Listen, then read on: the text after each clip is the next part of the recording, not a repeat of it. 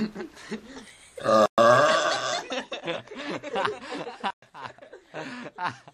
nie chuj. Who's the graphics?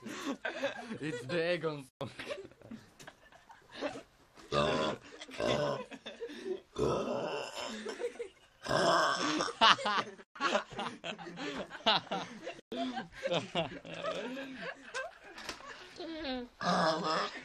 Hallelujah.